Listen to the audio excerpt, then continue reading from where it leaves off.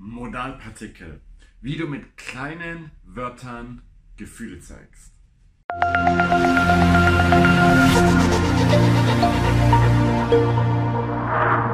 Hallo, mein Name ist Jan und ich bin dein Lehrer hier auf Easy Deutsch. Heute sprechen wir über die Modalpartikel. Modalpartikel, das sind kleine Wörter, die du in den Satz einschiebst. Die haben alleine keine wirkliche Bedeutung, aber sie zeigen Gefühle wie zum Beispiel Verärgerung oder Überraschung.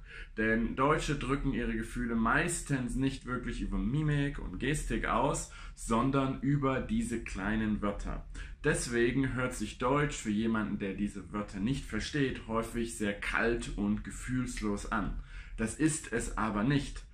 Deswegen, um dir das zu zeigen, erkläre ich dir heute die wichtigsten Modalpartikel, damit du die Deutschen besser verstehst und besser merkst, wenn jemand zum Beispiel verärgert ist. Also gehen wir in mein E-Book zu den Modalpartikeln. Modalpartikel werden auch Abtönungspartikel genannt. Sie werden vor allem in der gesprochenen Sprache verwendet und zeigen immer Gefühle oder die Stimmung des Sprechers an. Dementsprechend können sie eine Aussage verstärken oder abschwächen. Meistens stehen sie in der Satzmitte hinter dem Verb und dem Pronomen. Da es hier keine allgemeine Bedeutung gibt, gehe ich hier auf die wichtigsten Modalpartikel, auf jeden einzelnen extra ein. Als erstes schauen wir uns vielleicht an. Vielleicht kennst du höchstwahrscheinlich schon, es drückt immer Verunsicherung oder auch Verärgerung aus. Zum Beispiel ist das vielleicht ein UFO. Hier bedeutet es, dass sich derjenige, der die Frage stellt, nicht sicher ist, ob es wirklich ein UFO ist. Oder auch hier kommt es sehr stark auf die Betonung an, dass es vielleicht beschissen gelaufen. Hier drückt es Verärgerung aus. Also bei den Modalpartikeln musst du aufpassen, je nachdem wie du sie betonst, können sie auch was ganz anderes bedeuten. Auch natürlich je nach Kontext. Ist das vielleicht ein UFO? Und das ist vielleicht beschissen gelaufen. Hier kommt es ganz stark darauf an, wie du es aussprichst. Die Verwendung von ja. Ja hat mehrere verschiedene Bedeutungen. Die erste ist, du hast etwas genau so erwartet. Das musste ja passieren. Im Verhältnis zu ohne dem Ja, das musste passieren, das ist relativ neutral und das Ja unterstreicht das Ganze nochmal. Das musste ja passieren. Nach dem Motto, ich habe es dir ja vorher schon gesagt. Ohne das Ja ist es nur, das musste ja passieren, ist noch relativ neutral. Zweite Bedeutung, man drückt Staunen oder Überraschung aus. Wie hier zum Beispiel, das war ja einfach. Hier mit dem Ja ist es überraschend einfach. Ohne das Ja wäre es, das war einfach, ist ein Fakt. Das war einfach. Gefühlslos. Mit dem Ja zeigst du, überraschenderweise war es sehr einfach. Dritte Bedeutung, man drückt eine Warnung aus. Hier, mach das Ja nie wieder. Im Verhältnis zu mach das nie wieder, das ist auch schon ein Befehl, aber es ist noch deutlich neutraler. Mach das Ja nie wieder, unterstreicht das Ganze nochmal, dass du jemanden warnst, hier das definitiv nie wieder zu tun. Also hier kommt es sehr stark auf die Situation drauf an.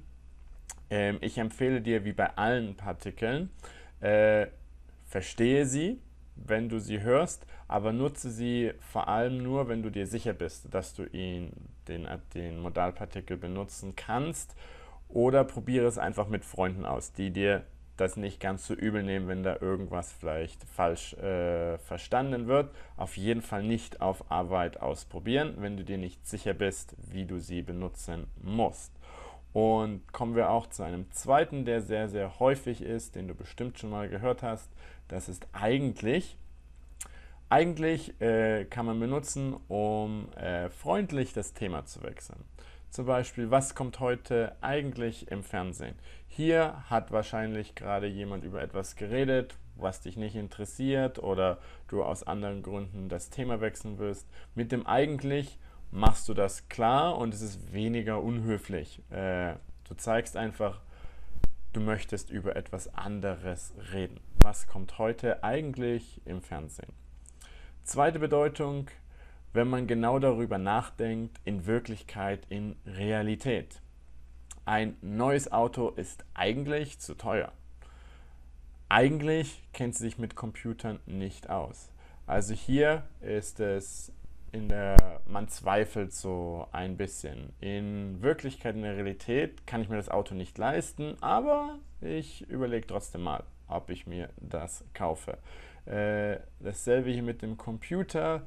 Normalerweise braucht sie, oder wie auch immer Hilfe, wenn es um Computer geht. Aber heute scheinbar anders. Deswegen eigentlich kennt sie sich mit den Computern nicht aus. Und drittens, normalerweise theoretisch negative Überraschung. Eigentlich müsste die Uhr jetzt funktionieren. Also eher habe ich die ganze Zeit versucht, die Uhr zu reparieren, bin fertig und sie funktioniert trotzdem nicht. Deswegen ist es eine negative Überraschung oder man kann es auch mit normalerweise oder theoretisch austauschen. Also auch hier sehr situationsspezifisch. Machen wir weiter mit denn. Denn macht Bitten und Anforderungen freundlicher. Wie spät ist es denn eigentlich? Hier könntest du auch eigentlich noch hinten dran setzen, dann würde es nochmal zusätzlich verstärkt. Also 2 Partikel hintereinander ist auch kein Problem. Wie spät ist es allein? Ist eine ganz neutrale Frage. Wie spät ist es denn? Macht es nochmal ein bisschen freundlicher. Du kannst damit aber auch eine negative Überraschung andeuten. Was hast du denn gemacht? Was habt ihr denn wieder gemacht? Hier macht es das Ganze etwas negativ, weil du wurdest davon überrascht, was jemand getan hat, und das denn drückt Überraschung, aber immer so eine negative Überraschung aus. Es ist immer, hat einen negativen Touch, nicht nur einen überraschenden. Die Verwendung von doch. Doch macht Bitten und Aufforderungen freundlicher. Vielleicht holen wir doch lieber einen Elektriker. Hier macht man die Frage dadurch etwas freundlicher im Verhältnis zu vielleicht holen wir lieber einen Elektriker. Es ist neutral, aber hier mit dem Doch nimmt man noch ein bisschen mehr Rücksicht auf die Gefühle von dem, der da versucht, gerade etwas zu reparieren. Aber hier musst du aufpassen, denn Doch kann auch einen Vorwurf oder eine Rechtfertigung ausdrücken. Außerdem kann es auch etwas unfreundlich machen. Ruf doch endlich den Elektriker an. Bedeutet, warum hast du das lang noch nicht gemacht? Also hier der Vorwurf oder eben halt unfreundlich. Ich habe ihn doch schon angerufen. Hier auch wieder die relativ unfreundliche Antwort mit der Rechtfertigung. Habe ich doch schon längst gemacht. Deswegen, warum fragst du noch so blöd? Und man kann es auch dazu benutzen, um etwas, was schon bekannt ist, dass man daran erinnern möchte. Darüber haben wir doch gestern gesprochen. Vergleich, darüber haben wir gestern gesprochen, ist ganz neutral. Mit dem doch, darüber haben wir doch gestern gesprochen, beinhaltet so, kannst du dich nicht mehr daran erinnern. Und die Verwendung von mal macht Befehle, Forderungen etwas freundlicher. Also hier immer, wenn du den Imperativ benutzen möchtest, der ist immer irgendwo unhöflich. Wenn du mal und natürlich auch bitte da einbaust, dann wird es etwas freundlicher. Komm mal hierher. Schaltest du mal bitte das Licht an. Im Verhältnis ohne das, komm hierher. Das ist sehr, sehr fordernd. Komm mal hierher.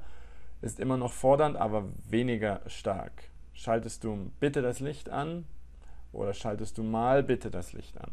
Das ist nochmal das Bitte hier unterstützend. Die Verwendung von eben oder halt, die sind Synonyme. Sie drücken Resignation und Allgemeingültigkeit aus. Man kann etwas nicht ändern oder möchte nicht mehr darüber sprechen.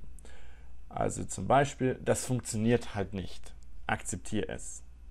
Das kann man eben nicht ändern. Diese Sätze ohne halt und ohne eben sind neutral. Das funktioniert nicht. Akzeptiere es. Fakt. Boom. Mit dem halt zeigst du, es ist mir eigentlich scheißegal. Es ist mir jetzt nicht wichtig. Völlig egal. Genau dasselbe hier. Das kann man eben nicht ändern. Akzeptiere es. Das Leben geht weiter. Verwendung von wohl. Mit wohl drückst du auch immer Unsicherheit aus. Ob das wohl richtig ist? Wo ist Anna? Die wird wohl zu Hause sein. Hier zeigt man immer, man sagt etwas, aber so 100% sicher ist man sich dabei nicht. Also ich nehme an, Anna ist zu Hause. Bedeutet das. Und hier richtig? Vielleicht auch nicht. Die Verwendung von schon bzw. ruhig. Sie drücken beide eine Ermunterung aus, dass man positiv denken soll. Das wird schon wieder. Versuch es ruhig. Du kannst nichts verlieren. Hier möchte man jemanden immer dazu animieren, positiver zu denken. Das wird schon wieder. Versuch es ruhig.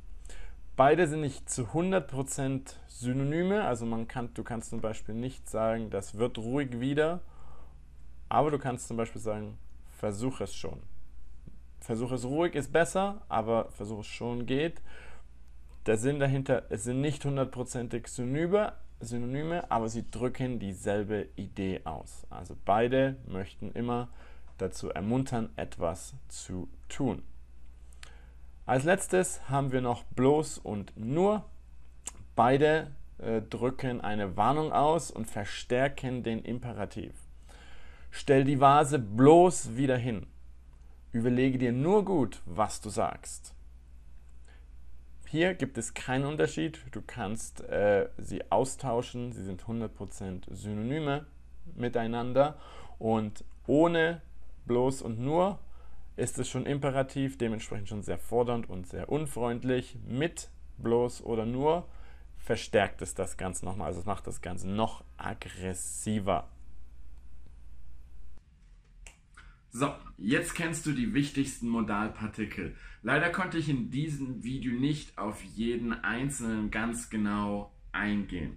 Deswegen schreib einfach in die Kommentare, auf welchen der Modalpartikel ich nochmal ganz genau eingehen soll, mit noch mehr Beispielen, damit du es noch besser verstehen kannst, wie und wann du diese Partikel benutzen musst. Auch wenn du noch andere kennst, über die ich ein Video machen soll, schreib es mir einfach in die Kommentare und dann werde ich so schnell wie möglich auch dazu noch extra Videos machen.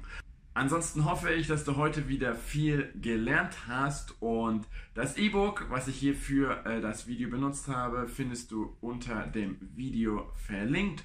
Ansonsten hoffe ich, dass wir uns beim nächsten Video wiedersehen und bis dahin viel Spaß und Erfolg beim Deutschlernen.